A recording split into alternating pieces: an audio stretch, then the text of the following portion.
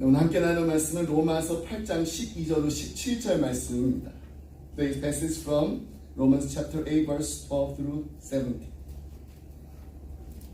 로마서 8장 12절로 17절 말씀, 우리 말씀 한 절씩 교독하겠습니다. 그러므로 형제들아, 우리가 빚진 자로 돼 육신에게 져서 육신대로 살 것이 아닙니다.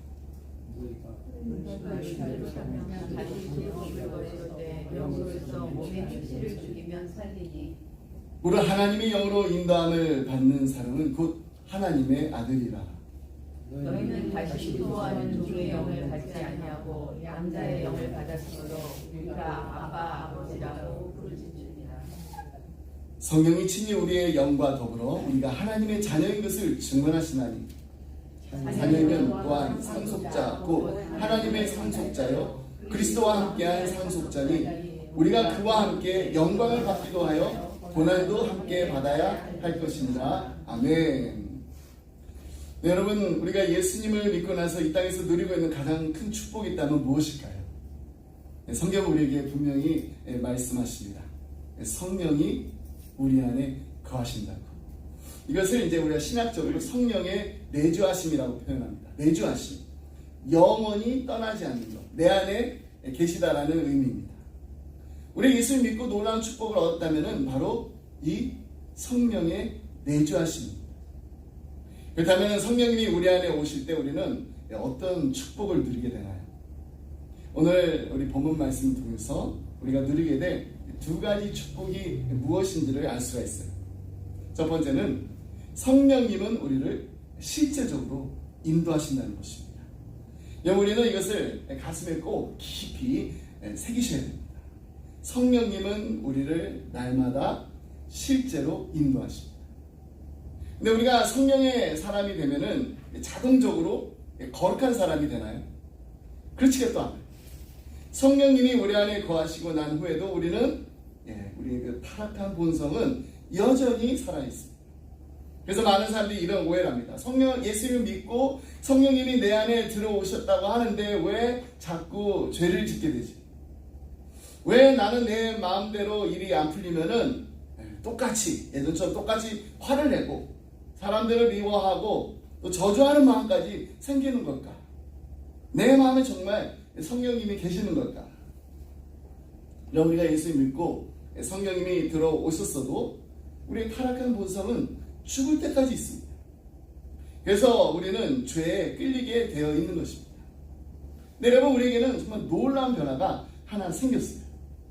성령님이 오시기 전에는요, 우리가 육신의 그 본능과 싸워서 대항할 힘이 없었습니다. 100점 100패였습니다. 죄가 들어오면 양심적으로 조금 이렇게 거부하다가 결국에는 다 따라갔습니다. 그러나 성령님이 우리 안에 오시면서 변화가 생깁니다. 우리의 육신은 변하지 않고 그대로 있지만은 우리에겐 타락한 본성, 육신과 싸워서 이길 힘이 생겼습니다. 왜냐하면 거룩한 성령님이 우리 안에 거하시기 때문입니다. 물론 이 싸움은 쉽진 않습니다. 어렵습니다. 하지만 우리가 성령님께 순복하기만 하면 우리가 정말로 육신으로 이끄는 자리가 아니라 육신을 이기는 자리로 이끄실 줄 믿습니다. 그것이 바로 성화의 자리입니다. 소그리문나 35문은 이 성화에 대해서 이렇게 정의합니다. 거룩하게 하신 성화는 무엇인가? 우리 그 답을 함께 읽겠습니다. 거룩하게 하신 성화는 하나님의 값없는 은혜의 행위인데 이로써 우리가 하나님의 형상을 조차 온 사람이 새롭게 되고 점점 죄에 대하여는 죽고 의에 대하여는 살게 되는 것이다. 근데 이러한 성령님의 인도하심에 대해서요, 또 많은 그리스도인들이 오해도 합니다. 어떤 결정을 내릴 때 성경으로부터 무엇을 해야 할지에 대해서 언어적으로나 비언어적으로 메시지를 받는다라고 생각하시는 분들이 계세요. 심지어는 이렇게까지 생각하시는 분들을 만나게 됩니다. 성령님이 얼마나 자신을 잘 인도해 주시는지 내 아침에 일어났더니 먹을 것까지, 뭘 먹어야 될 것까지 지시해 준다는 것입니다. 이것은 먹으면 되고 이것은 먹으면 안 되고 아침엔 이걸 먹어라, 점심엔 저걸 먹어라, 이렇게 성령님이 지시하신다는 거예요. 또 한국교회 성도님들 가운데 이런 오해를 하고 계신 분들도 있습니다. 성령의 역사라고 하면은 자꾸 이렇게 물리적인 것들에 대해 말합니다. 성령 충만. 이 성령 충만하게 되면 막 몸이 뜨거워지게 되고 방언을 하고 예언을 하고 병고침의 그 은사를 갖게 되고, 물론 이런 역사가 있습니다. 하지만 이 눈에 보이는 것들만 자꾸 이 성령의 역사라고 오해하면 안 됩니다. 이것은 성령의 역사하심의 일부분입니다. 여러분, 성령님은 영이세요. 영은 우리 눈에 보이지 않습니다. 그렇기 때문에 성령의 역사는 반드시 우리 눈에 이렇게 막 보이는 어떤 물리적인 현상으로 나타나야만 하는 것은 아닙니다. 그렇지 않을 때가 더 많아요. 다시 말해서 성령의 역사는 우리의 그 육신의 눈으로 확인할 수 없을 때가 더 많이 있습니다. 그런데 우리는 성령의 역사, 성령의 인도하심을 자꾸 육신적으로 보려고 합니다. 오늘 본문이 말씀하고 있는 성령의 인도하심은 지금까지 제가 말씀드린 성령의 역사나 인도하심과는 거리가 멀어요. 성령님께서는 특별한 때에 특별하게 무언가를 지시하실 수 있습니다. 하지만 그건 매우 드문 일이에요. 성령의 인도하심은 우리의 생각 이상으로 심오합니다. 그리고 훨씬 더 포괄적입니다. 그렇다면 성령님은 우리를 어떻게 인도하시나요? 무엇이 성령의 인도하심인지 우리가 확신할 수 있을까요? 그 확실한 대답이 오늘 본문 12절로 14절 말씀에 나와 있습니다. 그러므로 형제들아, 우리가 빚진 자로 돼 육신에게 져서 육신대로 살 것이 아니니라. 너희가 육신대로 살면 반드시 죽을 것이로되 영으로서 몸의 행실을 죽이면 살리니, 무릇 하나님의 영으로 인도함을 받는 사람은 곧 하나님의 아들이라. 하나님의 영으로 인도함을 받는 사람이 누구인가요? 바로 육신대로 사는 것이 아니라 영으로 몸의 행실을 죽이는 사람입니다. 다시 말해서 성령님은 우리를 몸의 행실을 죽이는 자리로 인도하신다는 것입니다. 이것이 바로 성령이 가르치는 성령의 인도하심입니다. 그렇다면 우리 몸의 행실은 무엇인가요? 우리의 타락한 본성입니다. 내 안의 육신입니다. 사도 바울은 갈라디아서에서 영의 행실과 몸의 행실에 대해 아주 구체적으로 알려주고 있습니다. 갈라디아서 5장 16절 말씀입니다. 내가 이르노니 너희는 성령을 따라 행하라. 그리하면 육체의 욕심을 이루지 아니하리라. 우리가 성령을 따라 행할 때 육체의 욕심을 이루지 아니하는 이유가 무엇인가요? 그것은 바로 성령님의 인도하심은 육체의 욕심과 거리가 멀기 때문입니다. 계속해서 나오는 그 다음에 17절 말씀도 보겠습니다. 육체의 소욕은 성령을 거스르고 성령은 육체를 거스르나니 이 둘이 서로 대적함으로 너희가 원하는 것을 하지 못하게 하려 함이니라. 자, 그렇다면은 이 육체의 일은 무엇일까요? 19절로 21절 말씀.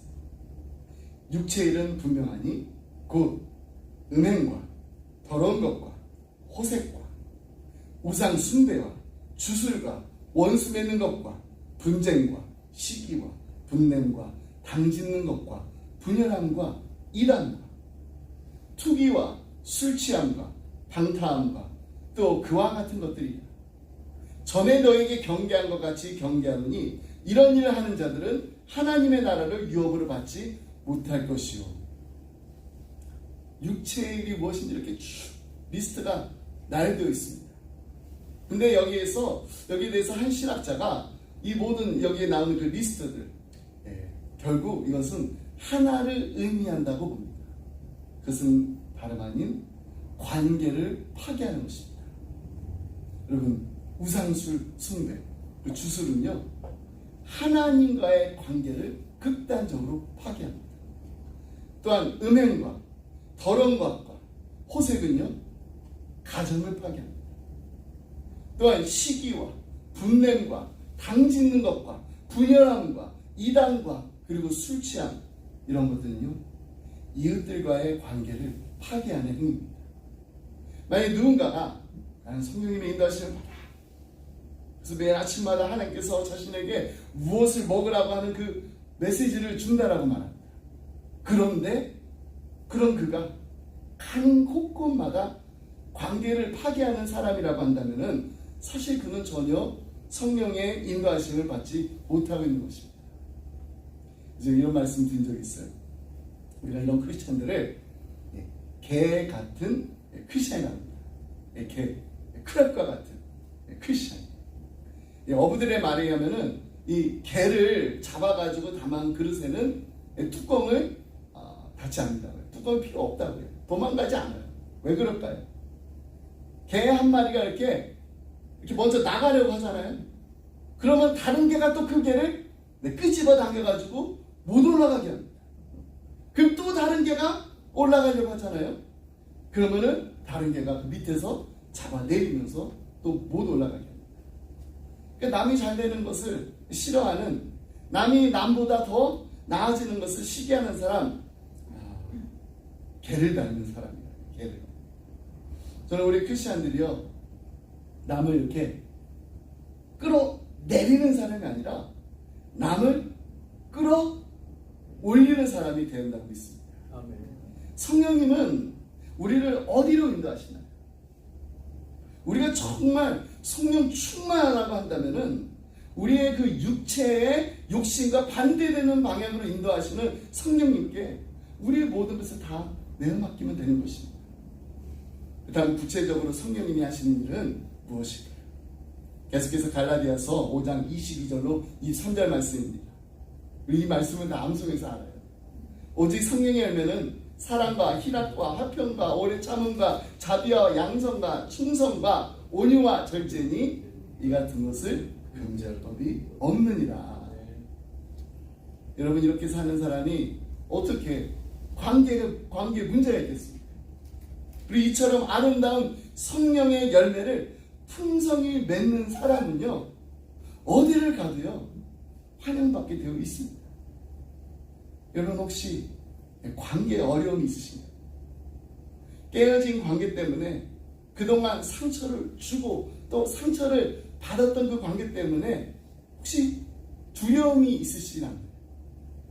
그렇다면 성령의 열매를 맺는 관계로 치유되고 회복될 수 있도록 기도하셔야 됩니다. 예전에 낮은 울타리 그 월간지에서 읽었던 이야기예요. 아버지가 생전에 쓰시던 노트를 보물처럼 여기셨습니다. 다른 일엔 일체 비밀이 없으셨지만은 오직 노트만은 그랬습니다. 아버지가 돌아가신 뒤에 비로소 나는 그 노트를 볼 수가 있었습니다. 근데 그 노트에 적힌 것은 남몰래 말 못한 비밀이나 비상금 목록이 아닌 식구들 이름과 친구들 이름, 그리고 낯선 사람들의 이름이었습니다. 무언가 대단한 것을 생각했던 나는 적잖게 실망했습니다. 그때 어머니가 다가와서 인자한 목소리로 이렇게 말씀하셨습니다. 아버지 노트를 보고 있구나. 어머니 이 노트를 아세요? 어머니는 그 노트를 들고 한 장씩 한 장씩 넘기면서 추억에 잠기는 듯 했습니다. 이건 내 아버지가 기도할 때 쓰던 노트랍니다. 밤마다 식구들과 친구들 이름을 불러가면서 조용히 기도하곤 하셨지. 반면에 낯선 이름들에 대해서도 물었습니다. 그럼 이분들은 누구세요? 아버지한테 상처를 주신 분들이랍니다. 아버지는 밤마다 그를 용서하는 기도를 하셨답니다. 누군가를 위해서 기도한 것만큼 그런 멋지고 아름다운 일 없습니다. 오늘 정말 내 주변에 나를 힘들게 하는 사람을 위해 잠시라도 간절히 기도하는 시간을 가지기 원합니다. 사람이 용서함을 받기 위해서 기도할 때 또 남을 용서할 때보다 더 아름다움은 없습니다. 여러분, 이것이 바로 성령의 인도하십니다. 이것이 바로 성령님의 인도하심을 따라 사는 우리의 축복이자 우리가 삶으로 맺어야 될 열매라는 것을 잊지 말고 기억하는 우리 기쁨의 성도이 다 되시기를 주님의 이름으로 축복합니다. 두 번째, 우리가 정말 성령님께서 우리 안에 오셔서 우리가 누리는 그 축복 무엇일까요? 성령님은 우리를 하나님과 친밀하게 하십니다. 15절로 16절 말씀 보겠습니다. 너희는 다시 무서워하는 종의 영을 받지 아니하고 양자의 영을 받았으므로 우리가 아빠, 아버지라고 부르짖는다. 성령이 친히 우리의 영과 더불어 우리가 하나님의 자녀인 것을 증언하시나니, 우리가 하나님을 아버지라고 부르는 것은 우리 안에 성령님이 계신다라는 증거입니다. 여러분 한번 우리 불러볼까요? 하나님 아버지. 따라하겠습니다. 하나님 아버지. 성령님께서 우리로 하여금 하나님을 아버지라고 부르게 해주시고 우리가 하나님의 자녀임을 확증해 주시는 것입니다. 소리문답 제34문은 이 양자됨에서 이렇게 가르치고 있습니다. 양자로 삼는 것이 무엇인가? 우리 그 답을 함께 읽겠습니다. 양자로 삼는 것은 하나님의 값없는 은혜의 행위인데, 이로 말미암아 우리를 하나님의 자녀의 수요 중에 들게 하시고 그 모든 특권을 누리게 하는 것이다. 성령님께서 우리 안에 오심으로 우리는 바로 이 놀라운 자리, 하나님의 자녀의 자리로 나아가게 됩니다. 네, 우리가 하나님을 아버지라고 부를 수 있다는 것이 얼마나 행복하고 놀랍고 복된 일인가요? 이처럼 성령님께서는 우리를 친밀함의 자리, 자녀의 자리로 이끄십니다. 우리가 천지를 지으신 창조주 하나님을 아버지라고 부르고 모실 수 있다는 거, 그것도 그냥 아버지로 끝나는 게 아니라 아빠라고 부를 수 있는 친밀한 관계가 있다는 거, 얼마나 놀라운지 모릅니다. 이것이 바로 성령이 우리를 이끄시는 자리예요. 하지만 육신은요, 우리를 두려움의 자리로 이끕니다. 사탄은 육신을 통해서 우리에게 계속해서 속삭입니다.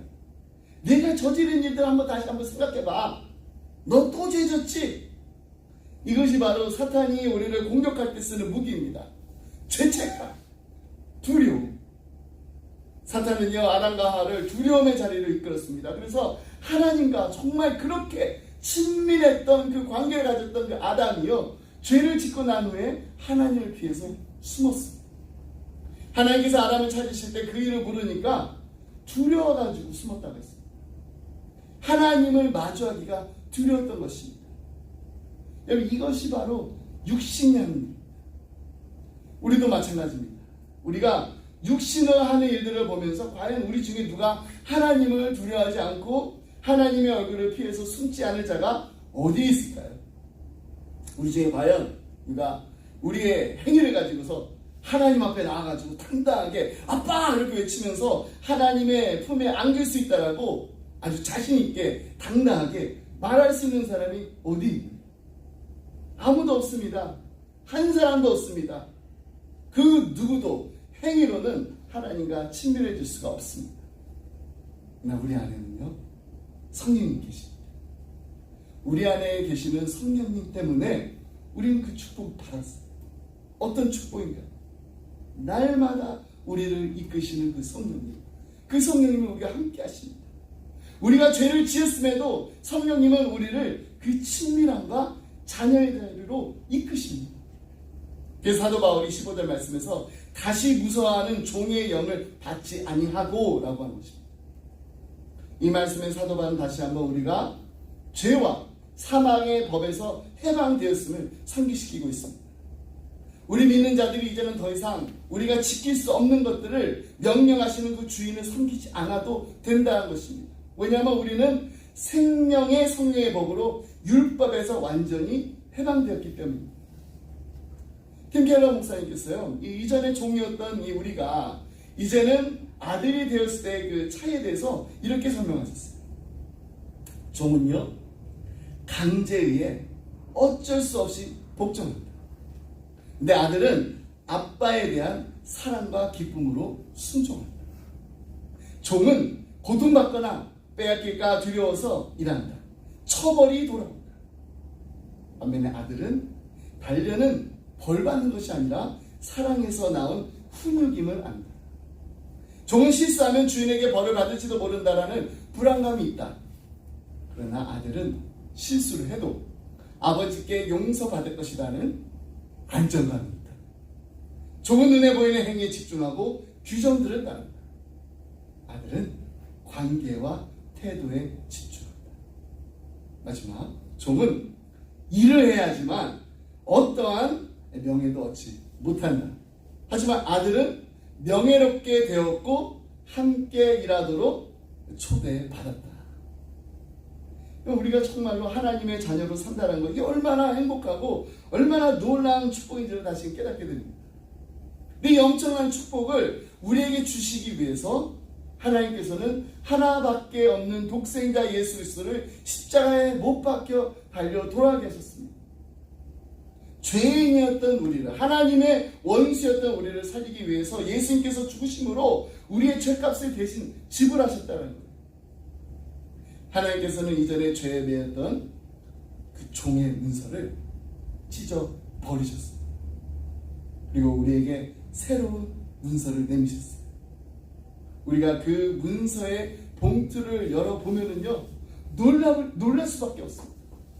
왜냐하면 우리는 당연히 그 봉투를 열었을 때 종의 문서라고 생각하고 열어봤는데 그 안에는 자녀의 문서가 들어있기 때문입니다. 우리 모두에게는 이 자녀의 문서가 있습니다. 그리고 자녀의 문서만 가지고 있는 것이 아니라 자녀로서 누리게 되는 특권을 우리가 가지고 있습니다. 그 다음 이 자녀의 특권이 구체적으로 무엇인지 소리문답 제36문은 이렇게 아름답게 정리해주고 있습니다. 의롭다 하심과 양자로 삼으신 것과 거룩하게 하심에 수반되거나 여기서 흘러나오는 이 생에서의 유익이 무엇인가? 우리 그 답을 함께 읽겠습니다.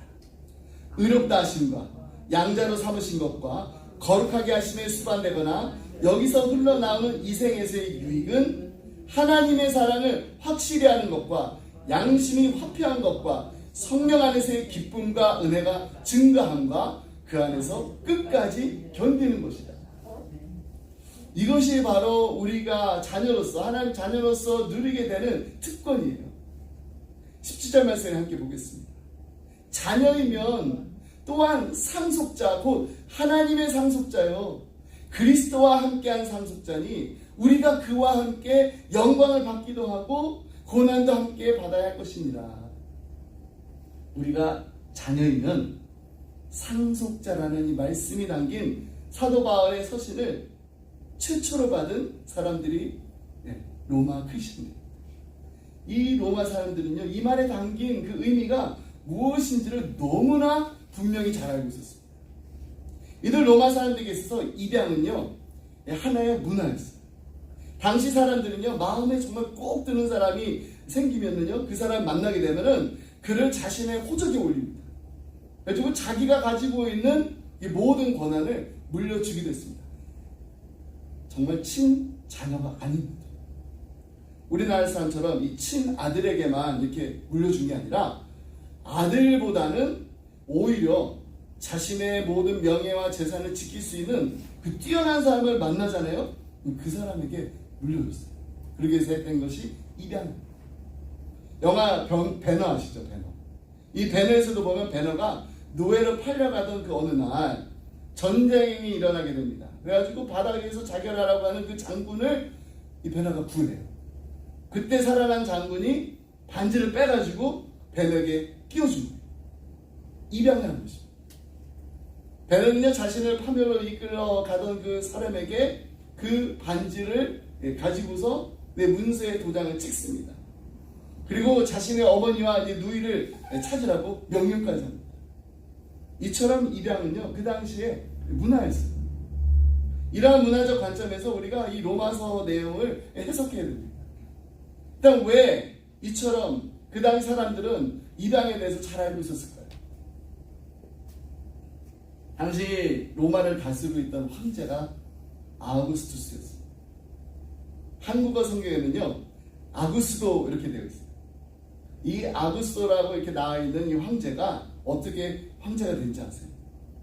바로 입양을 통해서 황제가 됐습니다.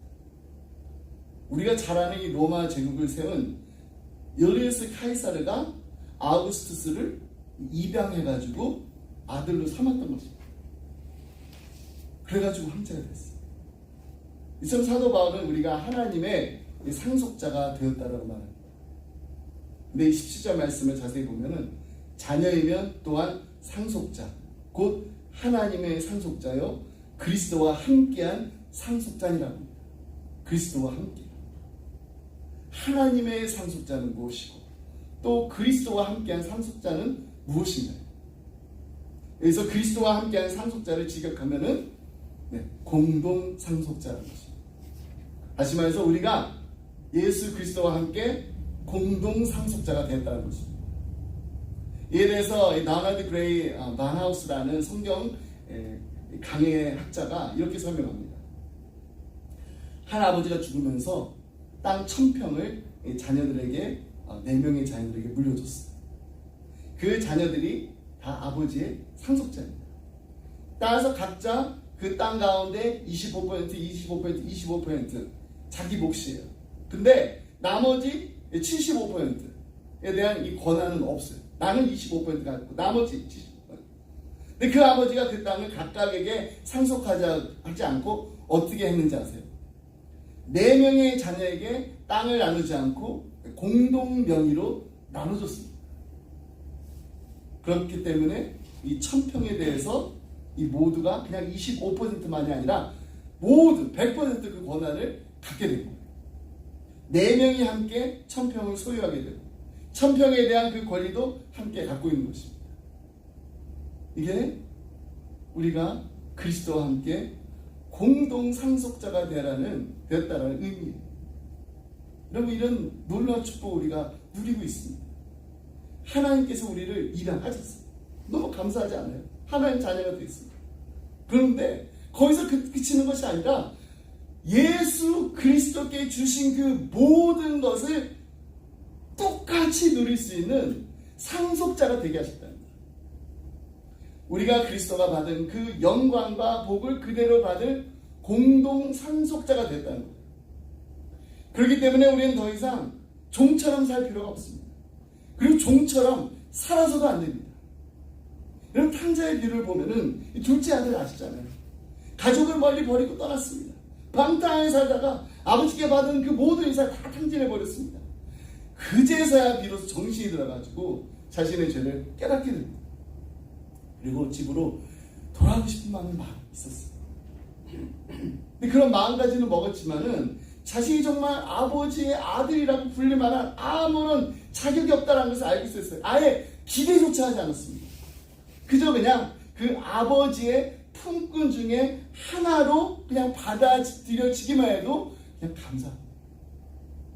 우리는 때로는요, 이 둘째 아들과 같은 태도로 하나님께 나아가기 쉽습니다. 우리도 곧잘 이렇게 말합니다. 나에게는 정말 내 삶을 보면 하나님의 자녀가 될 만한 어떠한 가치도 없어요. 내가 정말 기대할 수 있는 것은 하나님의 그냥 품꾼들 가운데 하나로 그 품꾼들과 치열하게 경쟁하는 것밖에 없어요. 내가 일을 그냥 정말 잘하면은 하나님께서 품삯을 주시겠지. 하나님은 나의 기도에 응답해 주시고 나에게 호의를 베풀어 주셔서 나를 보호해 주실 거예요. 하지만 내가 일을 제대로 하지 못하면은 나는 또 내쫓기고 말 거야. 정말 그럴까요? 우리가 정말로 하나님의 자녀가 될 만큼 잘난 구석이 하나도 없다. 그 말은 맞습니다. 정말 맞아요. 하지만 이 로마인들이 자신의 명예와 재산을 지키기 위해서 자신의 친아들이 아니라 뛰어난 사람을 찾아가지고 입양했던 것 같이 로마의 황제였던 줄리어스 시저가 아구스투스를 양자로 받아들여가지고 황제의 자리를 물려줬던 것 같이 우리가 정말 하나님 보시기에 그만큼 믿음직스러워 보여서 또 월등히 뛰어난 그런 신뢰를 갖추고 있어서 우리를 입양하신 게 아니라는 거 우리가 너무나도 잘 알고 있습니다. 사실은 정반대였던 우리입니다. 그런 우리를 하나님의 거룩한 자녀로 삼아주셨다는 거, 이것이 바로 하나님의 은혜입니다. 하나님의 은혜인데 어떤 은혜인가요? Amazing grace. 놀라운 하나님. 에베소 2장 8절로 9절 말씀. 너희는 그 은혜에 의하여 믿음으로 말미암아 구원을 받았으니 이것은 너에게서 난 것이 아니요 하나님의 선물이야. 행위에서 난 것이 아니니 이는 누구든지 자랑하지 못하게 합니다. 그렇습니다. 하나님께서는요 우리를 무조건적으로 불러주시고 무조건적으로 사랑해 주셨기 때문에 지금 우리가 이 자리에 모여서 하나님을 아버지로 보시며 하나님을 아빠, 아버지라고 부를 수 있는 것입니다. 이 놀라운 축복을 날마다 누리며 하나님 아버지께 감사 찬양하는 우리 기쁨의 가정들이 다 되시기를 주님의 이름으로 축복합니다. 기도하겠습니다. 하나님 아버지 감사합니다.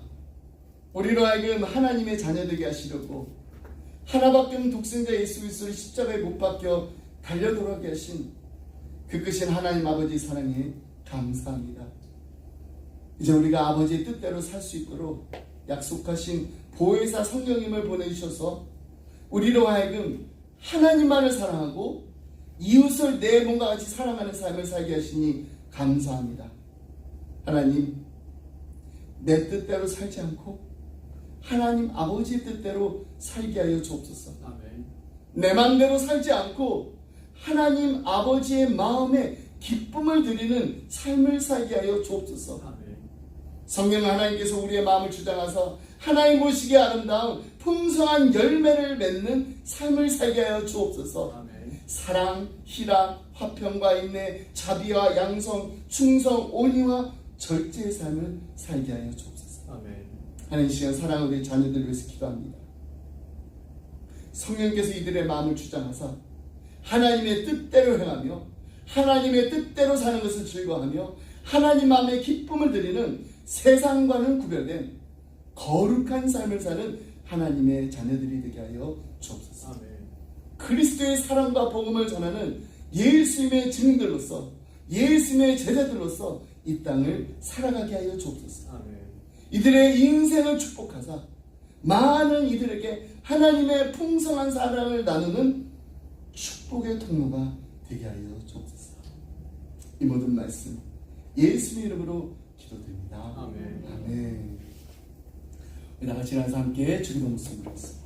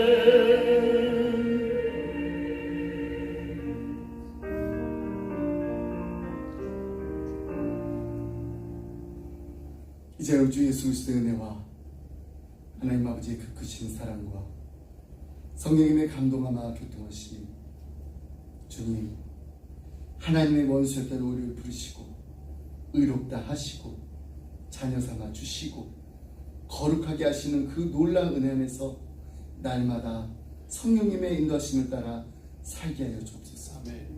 이 한 주간도 그리스도의 복음을 전하는 예수님의 증거로 우리의 삶을 통해 많은 이들에게 하나님의 사랑을 나누는 축복의 통로가 되게 하여 주옵소서.